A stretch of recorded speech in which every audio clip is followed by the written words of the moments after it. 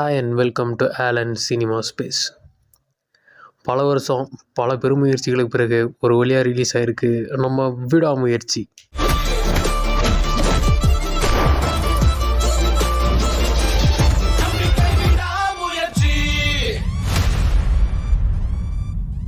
விடாமுயற்சி ஆல்ரெடி எல்லாருக்கும் தெரியும்.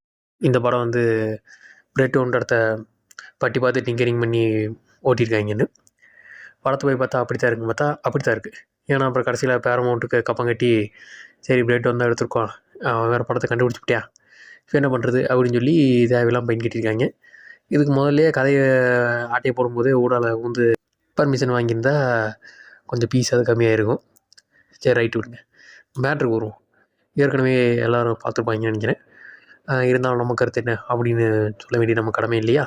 இந்த படத்தை வந்து பார்த்துக்கிட்டோம்னா தலா, அஜித்குமார், திரிஷா, அர்ஜுன், ரெஜினா, அப்புறம் இந்த ஆங்கர் ரம்யா, அப்புறம் இந்த அனிருத்தோட அப்பா ரவீந்தர், அப்புறம் ஆரவ், இந்த மாதிரி ஒரு கொஞ்சம் பேர் தான் தமிழ்காரங்க.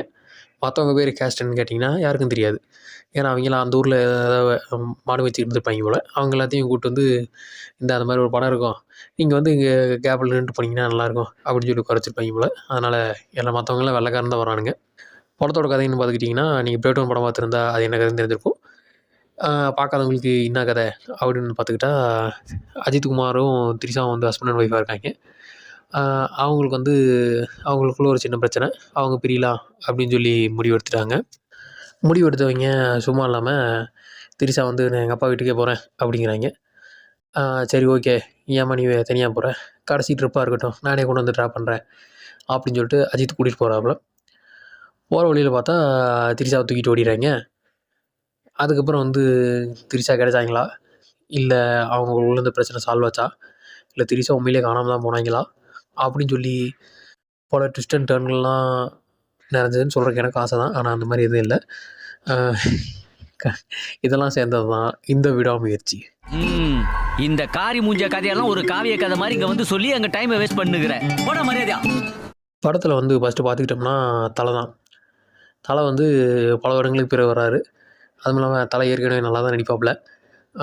அதுக்கெல்லாம் வந்து பார்த்துக்கிட்டிங்கன்னா வில்லன், வரலாறு, அப்புறம் அதுக்கு முன்னாடி விண்டேஜ்லேயும் எல்லா படத்துலையும் நல்லா தான் நடிச்சுப்பாப்புல.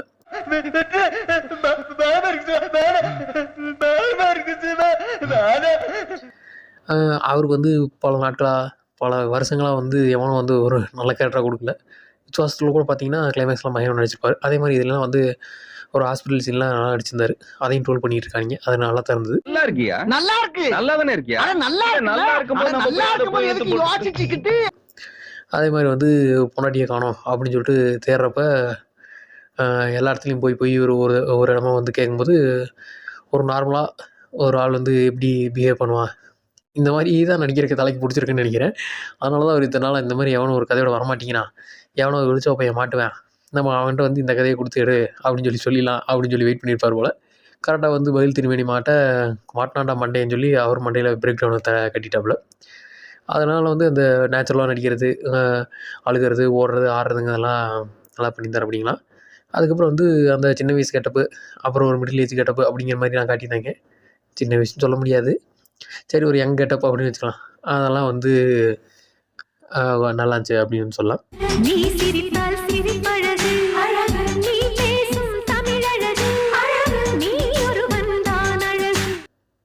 அதுக்கப்புறம் வந்து திரிஷா வந்து படத்தில் ஃபஸ்ட்டு ஒரு அரை மணி நேரம் வருவாங்க. அப்புறம் அவ்வளோதான், தூக்கிட்டு போய் மறைச்சி வச்சுருவாங்க. படம் முடியும் போது தான் நமக்கு திரிஷான்னு ஒருத்தர் இருந்தாங்க அப்படிங்கிற ஞாபகமே வருது. அது மாதிரி தான் படம் அது பாட்டுக்கு ஓடுது. ஆனால் மெயின் கான்டெக்ட் பார்த்தா திரிஷாவை கண்டுபிடிக்கிறது தான். அப்புறம் நம்மளே திரிஷாவை மறந்துட்டு ஓகே ஜாலியாக இருக்கும் அப்படிங்கிற மாதிரி தான் இருக்கும்.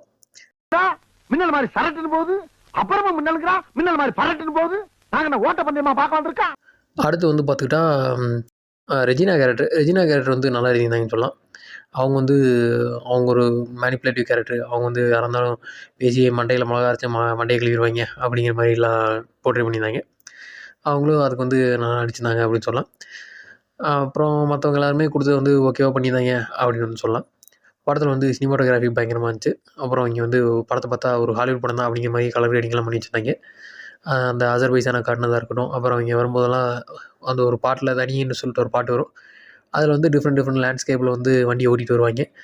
அதெல்லாம் வந்து நல்லா இருந்துச்சுன்னு சொல்லலாம். அதுக்கப்புறம் வந்து இந்த பாலைவனத்துக்கு நடுவில் மாட்டினோடனே ஒரே ட்ரை பிளேஸாக அதையும் வந்து நல்லா காட்டினாங்க அப்படின்னு சொல்லலாம். குறிப்பாக வந்து இந்த எல்லாம் சொன்ன மாதிரி ஒரு டாப் ஆங்கிளில் ஒரு காருக்குள்ளே ஒரு ஃபைட் இருக்கும்.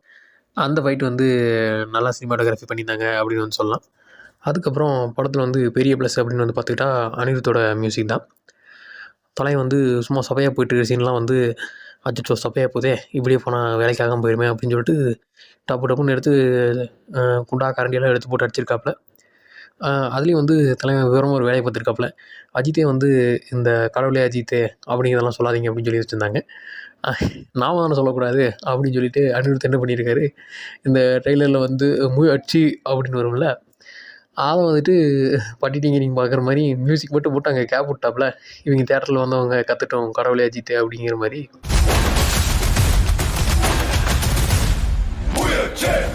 அதெல்லாம் வந்து நல்லாருந்துச்சு. அதுக்கப்புறம் 3 பாட்டுமே வந்து நல்லா தான் இருந்துச்சு. அந்த ஃபஸ்ட்டு சாவடிக்காவாக இருக்கட்டும், அதுக்கப்புறம் அந்த தனின்னு ஒரு பாட்டு அது மெலோடி அது நல்லாருந்துச்சு. அதுக்கப்புறம் கடைசியில் பத்திக்கிச்சு அந்த பாட்டு தான் கடைசியில் கிளைமேக்ஸே தூக்கி நிறுத்துச்சு அப்படின்னு ஒரு சொல்லலாம். படத்தில் வந்து வில்லன் கேரக்டர் வந்து அர்ஜுன் கேரக்டருங்கிறாங்க. அர்ஜுன் எப்பேற்பட்ட ஆள், அவர் வந்து எவ்வளோ பெரிய வில்லன், அதெல்லாத்தையும் வந்து மறக்கடிக்கிற மாதிரி ஒரு அருமையாக ஒன்று விஷயத்து பண்ணியிருந்தாங்க. அவர் ஒரு டம்மி கேரக்டராக போட்டு வச்சு தலைவன் வர்றாப்புல நடக்கிறாப்புல கடைசியில் கிளைமேக்ஸ் மட்டும் ஒரு ஃபைட் கட்டுறாப்புல. அதையும் எதுக்கு வச்சாங்கன்னு தெரியல, அதையும் தூக்கி விட்டுருக்கலாம்.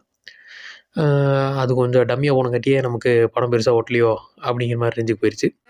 டம்மி பாவா ஒரிஜினலா இருந்தா நீங்க வச்சோன்னா கியோமோன்னு கத்தோம். அதுக்கடுத்து வந்து பார்த்துக்கிட்டா இந்த படத்தை வந்து இந்த உண்மைக்கு நெருக்கமாக எடுக்கிறேன், மாஸ் சீன் இல்லாமல் எடுக்காமல் கிளாஸாக எடுக்கிறேன் அப்படின்னு ஓகே, அது ஒரு நல்ல விஷயம் தான். அது வந்து ஃபஸ்ட் ஹாஃப் வரைக்கும் நல்லா தான் போச்சு.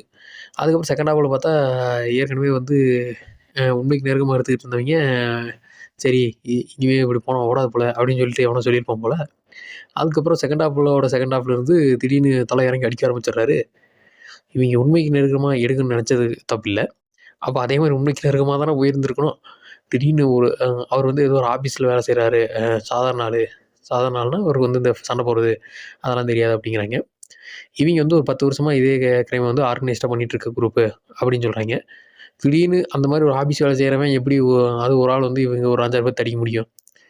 நாங்கள் வந்து நார்மலாக ஒரு மசாலா படம் இருக்கோம், அதில் வந்து அஜித் 100 பேரே அடித்தாலும் எல்லாம் ஒத்துக்க தான் போகிறாங்க. இந்த பிளேஸில் தான் வந்து நமக்கு புஷ்பராஜ் ஞாபகத்துக்கு வராரு. புஷ்பராஜ் 1000 பேர் அடிப்பார் அப்படின்னு முன்னாடியே சொல்லிட்டாங்க. அப்போ ஒரு 2000 பேர் அடித்தாலும் நம்ம ஒத்துக்க தான் போகிறோம்.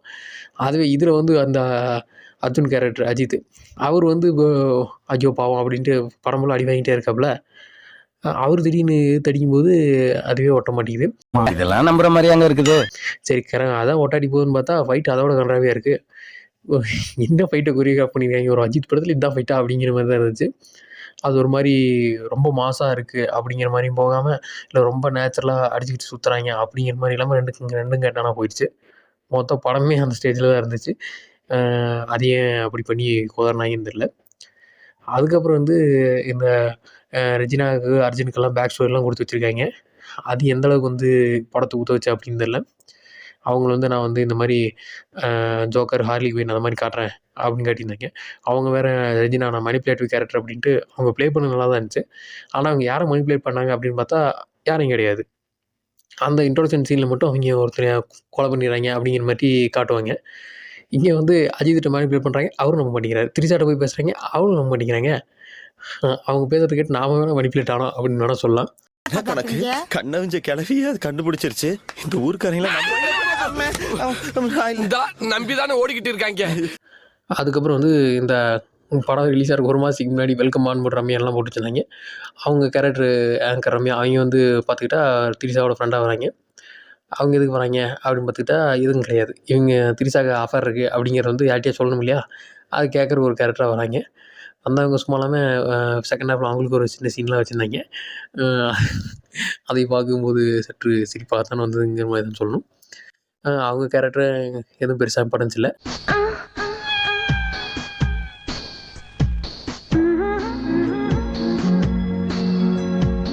அப்புறம் இந்த அனிருத்தோடப்பா, அவர் வந்து கடைசியில் கூப்பிட்டு வந்து இந்த கேரக்டர் எதுக்கு வச்சுருக்கீங்க, அதாவது இந்த கதையில் எதாவது நடந்துருச்சுன்னா அது ஏன் நடந்துச்சு எதுக்கு நடந்ததுன்னு விளக்கணும் இல்லையா, அதுக்காக ஒரு கேரக்டர் வேணும் சார் தேவைப்படுதுன்னு அனிருத்தே வந்து இருந்தால் எங்கள் அப்பா ஃப்ரீயாக தான் இருக்கார் கூப்பிட்டு போங்கன்னு சொல்லியிருப்பார் போல். அதனால் அவர் பெரிய நடிகர் தான், இருந்தாலும் வந்து அதுவும் ஒரு சிரிப்பான கேரக்டராக முடிஞ்சிருச்சு அப்படிங்கிற மாதிரி தான் இருந்துச்சு. அதுக்கப்புறம் அந்த ஆரோவாக இருக்கட்டும், அப்புறம் ஆரோவன் டீமில் ஒரு பாய்ஸாக இருக்கட்டும், அதுக்கப்புறம் ஒரு அவனுங்கெல்லாம் வந்து ஆரோக்கெல்லாம் கழக தலைவன் வந்து பயங்கரமான ஒரு கேரக்டர் ஸ்கெட்செல்லாம் இருந்துச்சு. இதெல்லாம் பார்த்தா ஆரோவுக்கு ஒரு வெங்காயம் கிடையாது, ஒரு குடிச்சிட்டு ரோட்டில் சுற்றுறாப்புல அப்படிங்கிற மாதிரி சொல்லி முடிச்சிட்டானுவோ. இதுக்கு எதுக்குடா இவருக்கு இவ்வளோ போய் பில்டப் பண்ணி பாடியை காட்டி ஆடி காட்டி அப்படிங்கிற மாதிரி இதாச்சு. சிரிப்பு போலீஸ் மாதிரி இருக்குங்க சார். சிரிப்பு போலீஸா? ஏய் சீரியஸா பேசிக்கிட்டு இருக்கேன், சிரிப்பு போலீஸுங்கிற. அப்புறம் ஒருத்தெல்லாம் லூஸ் மாதிரி பிஹேவ் பண்ணுறால மேனரிசம்லாம் பிடிக்கிறேன்னு பண்ணி வச்சிருந்தான். எனக்கு அதை பார்த்தா பிளடி பேக்கரில் இந்த அவர் கேரக்டராகவே மாறிடும் அப்படின்னு சொல்லிட்டு ஒரு லூஸ் மாதிரி காட்டுவாங்களே, அந்த கேரக்டர் மாதிரியே ஞாபகம் வந்துச்சு.